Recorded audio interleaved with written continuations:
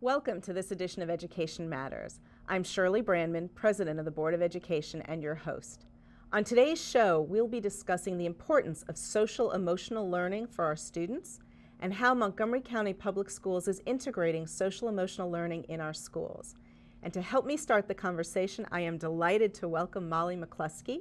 Molly joins us from the Association for Supervision and Curriculum Development, or ASCD, where she is the Managing Director of their Whole Child programs. Welcome to Education Matters. Thank you, Shirley. It's a pleasure. Thank you. Molly, start us off by telling us about the Whole Child programs.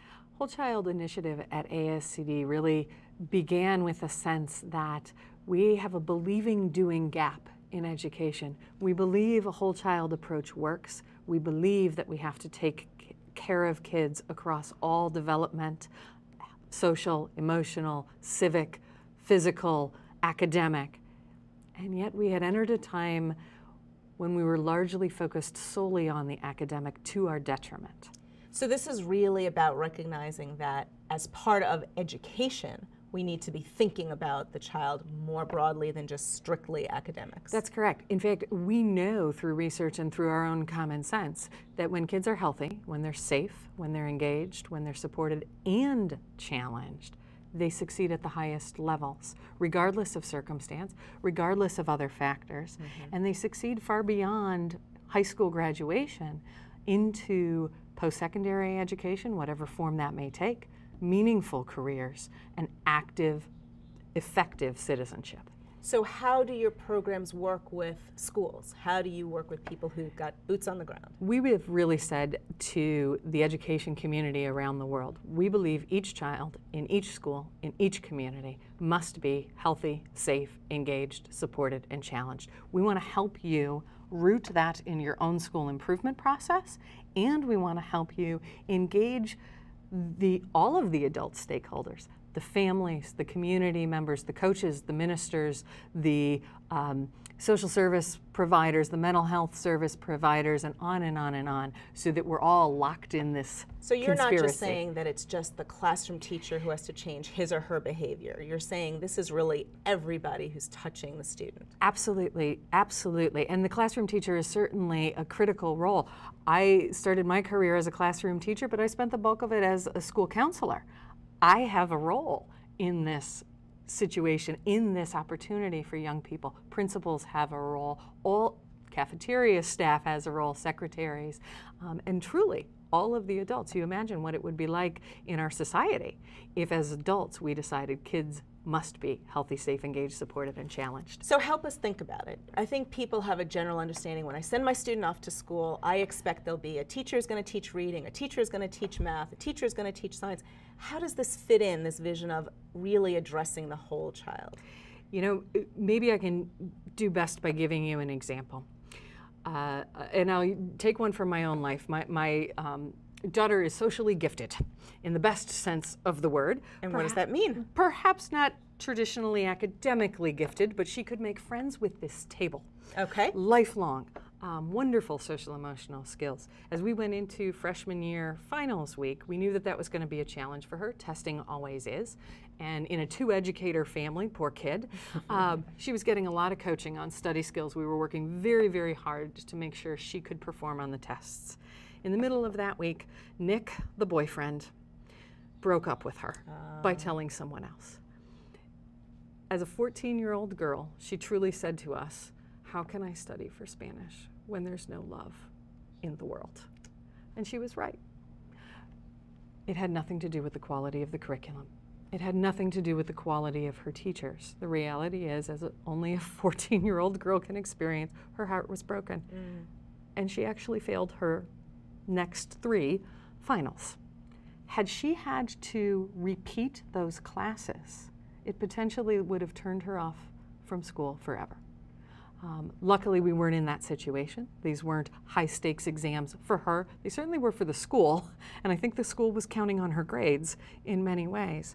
But if you imagine what could have happened in her academic career at that time. So what would it take? It would take a school saying, we really need to understand each individual student. We have to know what's going on in your daughter's life to be able to really educate her well and support her correctly.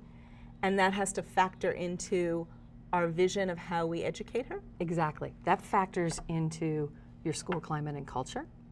It factors into the curriculum and instruction, what kind of pedagogy you use, how your curriculum aligns with other practices in the school. It factors into leadership and evaluation of your professional capacity. It factors into assessment. What kind of formative assessment are you doing? What are the stakes for summative assessment? And it factors into your family and community engagement.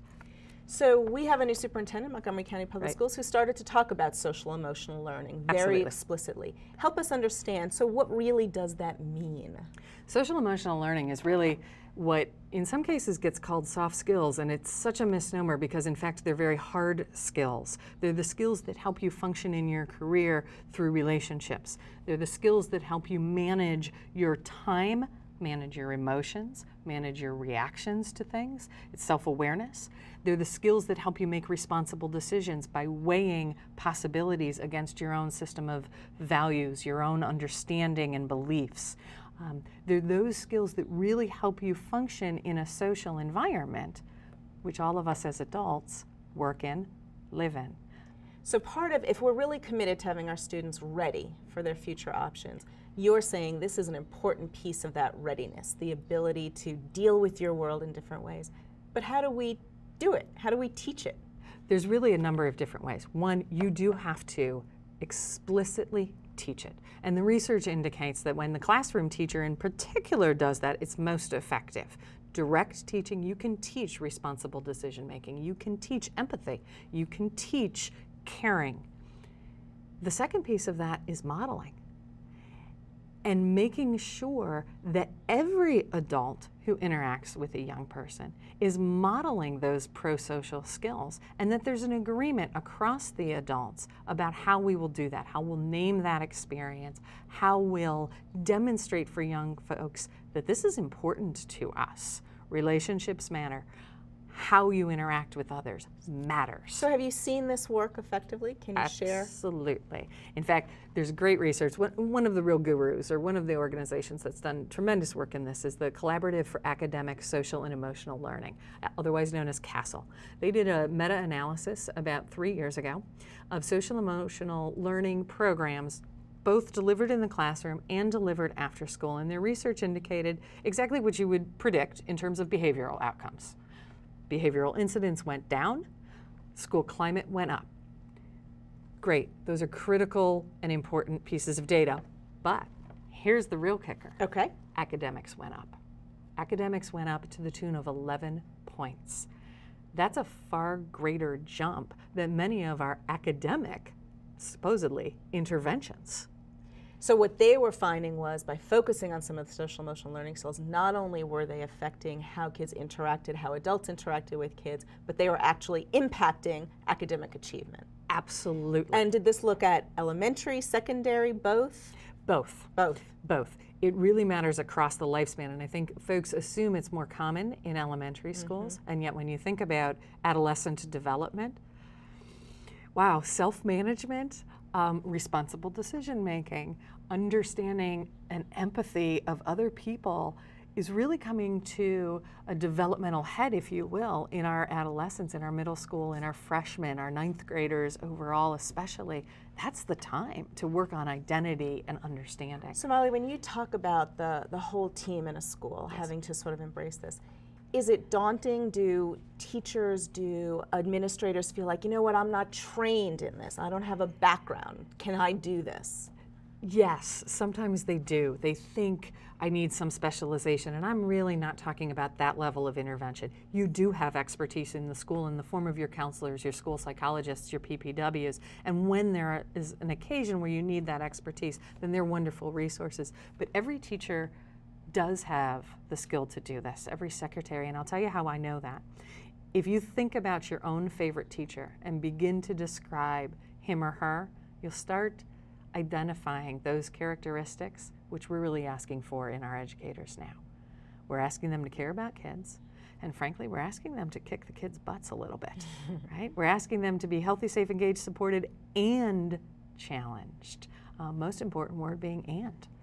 To do all those things. So it is about the relationships. Yes. It is, you have to really know the child. You have to know the child, and you have to know about children. We are challenged in education that a lot of our training has to do with curriculum.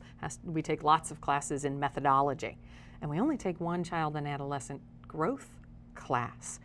And yet really, we don't teach math, we teach children how to do algebra, how to do biology, And so focusing on the kids and how to most effectively deliver your curriculum so that learning takes place. Folks sometimes call that a student-centered approach. Right. I honestly think it's a learning-centered approach. The learning is what's important. Because the point you're making is that you really have to understand how someone learns and also what else is going on in their development, in their life, to be able to really connect. Shirley, that's exactly it. We don't have all the answers as educators. We can't ensure that each child is healthy, for instance, but we can work with the adults who can.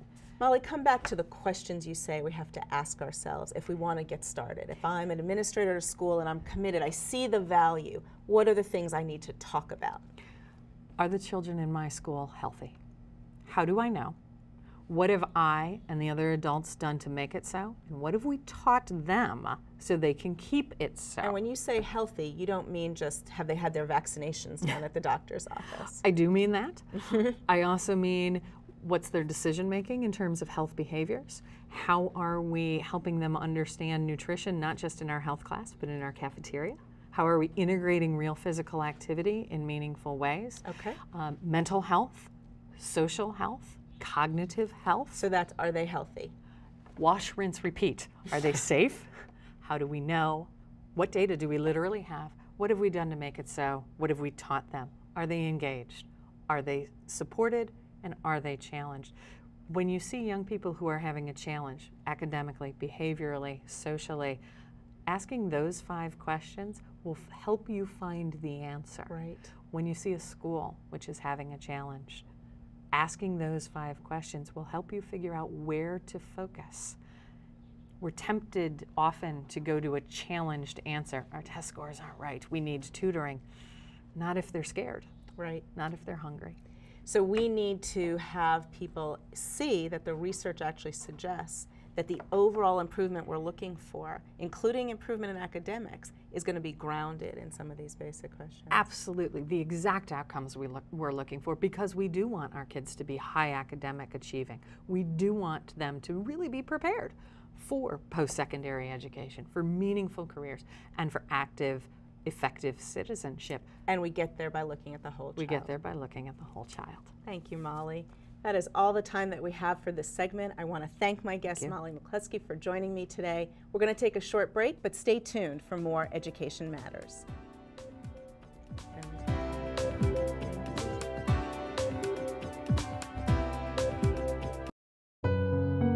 I remember taking off those training wheels.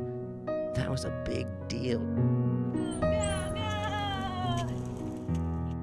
I was so proud of you. Keep pedaling. Keep pedaling. I worried. I didn't want him to get hurt. You were there then. Thanks for the keys, Mom. Be involved now. Make sure your teen is safe behind the wheel. Take control.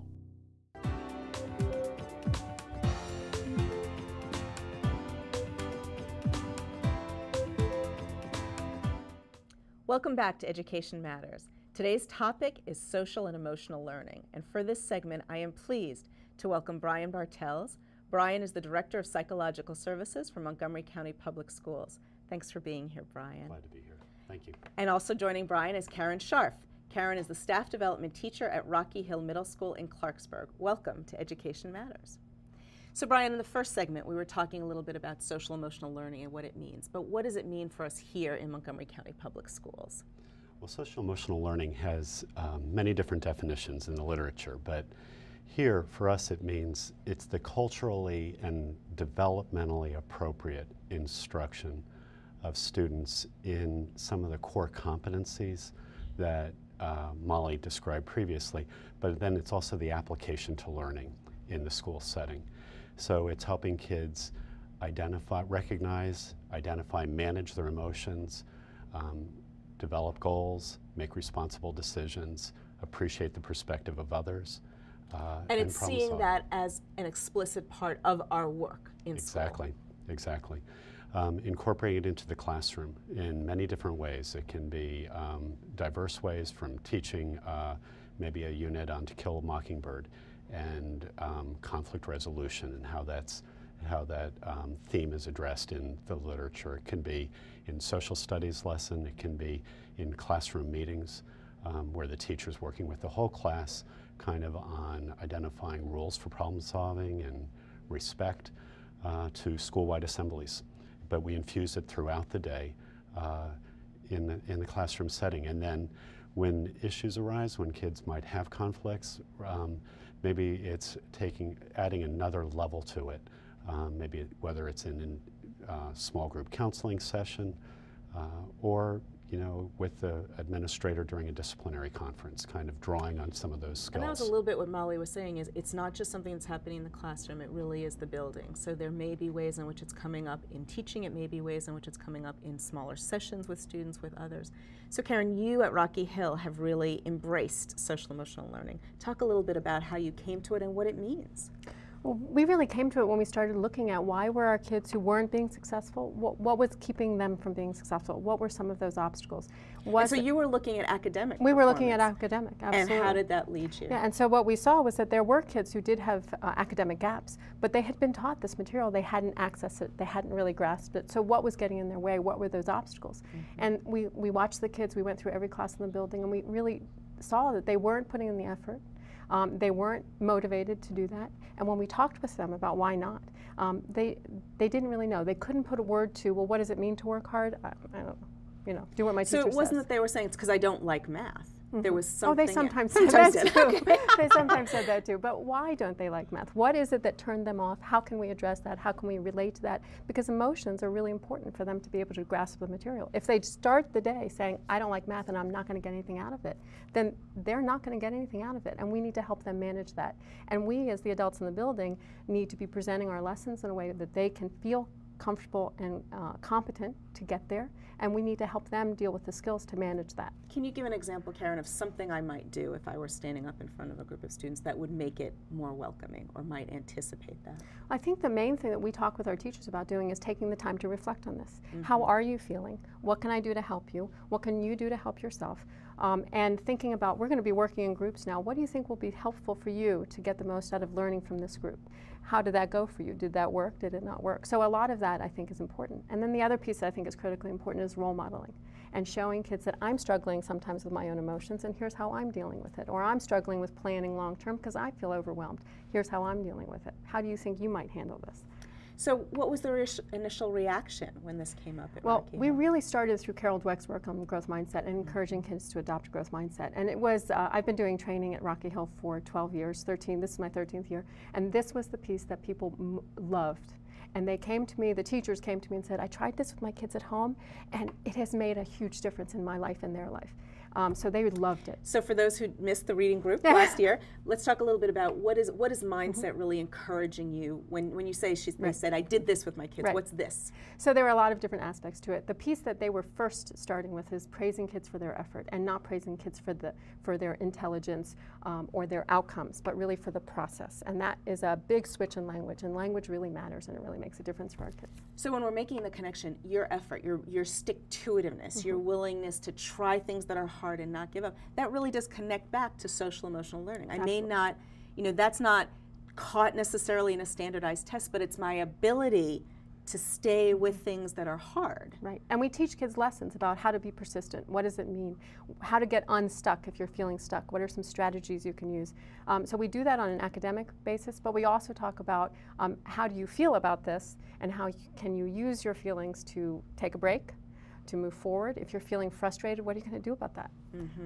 And so it's being just very explicit about that. We all know what's going on, but by really calling it out, we're making it permissible to talk about, and we're recognizing it has an impact.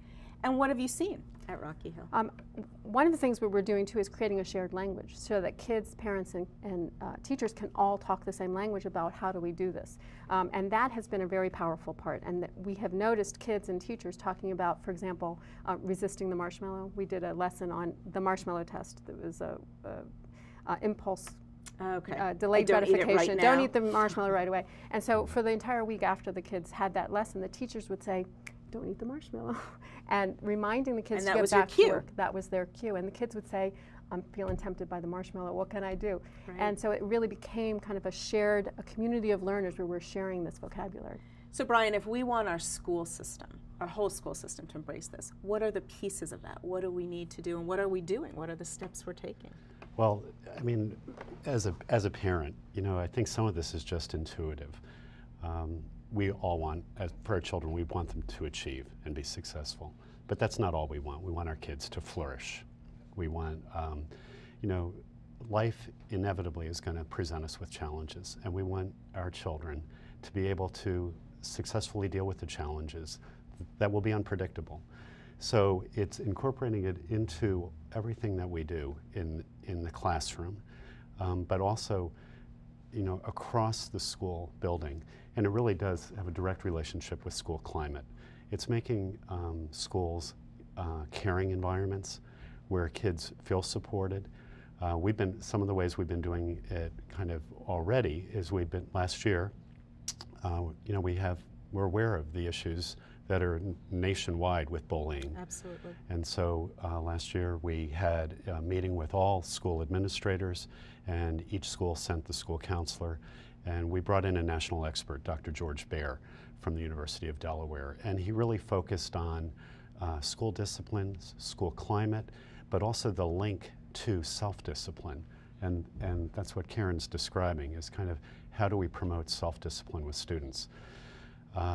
You know, as we're dealing with discipline issues, and bullying is a discipline issue, we want to make sure that kids feel that they are safe, psychologically safe. Mm-hmm. And so we're encouraging schools and to work with their community to look at their climate data. That data is available online. So it's interesting because, as Karen was saying, so Rocky Hill first came to it saying, you know, if we've got students and we're presenting the curriculum, and maybe we presented more than once and they're still not getting it, there's something else, and they got into it from that perspective. But you're also talking about some of the challenges that we face, not just we, Montgomery County Public Schools, but as a community and as a nation. Issues about bullying, issues about how we as a community treat each other. There are some things we can be doing at the school level. Right. And do you provide resources to schools? We do. At the training that we did last year, each school received a copy of this book that Dr. Baer has written. School discipline and self-discipline. And we gave a number of resources to the schools that support the practices that he's recommending. You know, in terms of discipline, you know, you can approach discipline from a punitive kind of process, or you can do positive discipline where you're working with a system of structures and supports. Structures are the school-wide rules and that has expectations. respect for the whole child. Yes.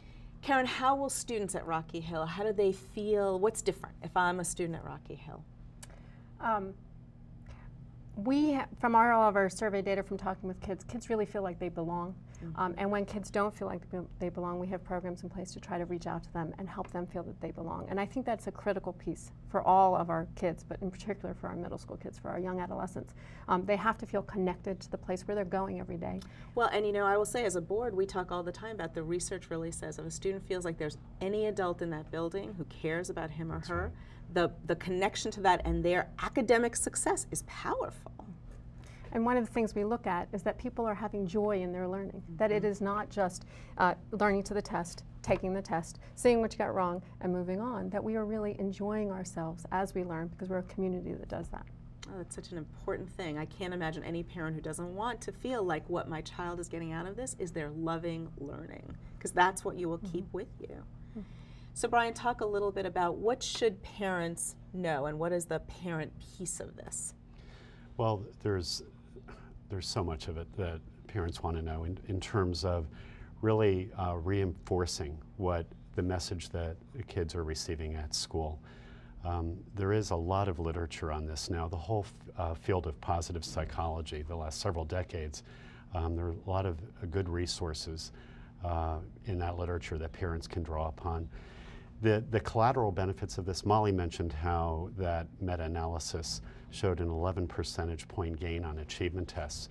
But the other things that you also see is you see a reduction in truancy, You see improvements in school attendance. You see kids are less at risk for substance abuse issues. Mental health improves as a result of this. And so you'd want to be aware of kind of the literature, what are those positive practices, and then reinforce them. So the research is really telling us there are critical benefits for students and for their families and for our whole community from really starting to focus more on this. Convincing. Convincing. You know, hard data really demonstrates it across studies. It's just, there's no question about the approach and the value of the approach. So Karen, as the staff development teacher, how are you helping to facilitate a school that's conscious of social emotional learning and that does promote a growth mindset? We do it in a lot of different ways. All of my trainings have an aspect of that. All of my trainings talk about fighting against the deficit model of looking at kids and looking at their strengths and how we can build upon their strengths. When we go into classes and I coach teachers, I'm always looking for the vocabulary around effort praise and feedback that is specific and directs next steps. And we're also talking about how, I was just working with a teacher yesterday about how do we get kids to work in groups effectively and building in some mini lessons, 2 a week, that we're going to talk about, well, what skills do we need to work together? Where are you? How, can you self-assess and see what you need to do next? How's that working for you? So that reflection time is something that we try to build in and look at our curriculum to find ways to infuse it.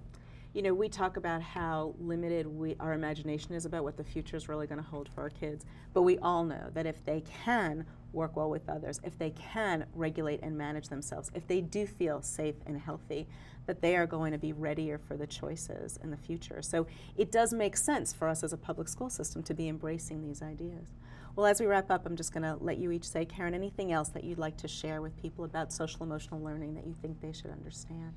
Well, I really come to this not just as a teacher, but also as a parent. And when I think about what I want for my child going forward is that she will be able to have the skills to navigate a very complex world and to develop and have a happy, productive, and meaningful life.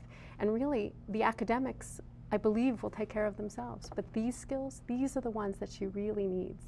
And what I want for my daughter, I want for all the kids that I touch to reach their best potential. Well put. Brian, anything? I couldn't improve on that. Terrific. Well, unfortunately, that is all the time that we have for this edition of Education Matters. I want to thank my guests for joining me today. And if you'd like to comment about today's program or have ideas that you would like to share, please call the Board of Education office at 301-279-3617 or send an email to boe@mcpsmd.org. Thanks for joining me for this edition of Education Matters. I'm Shirley Brandman.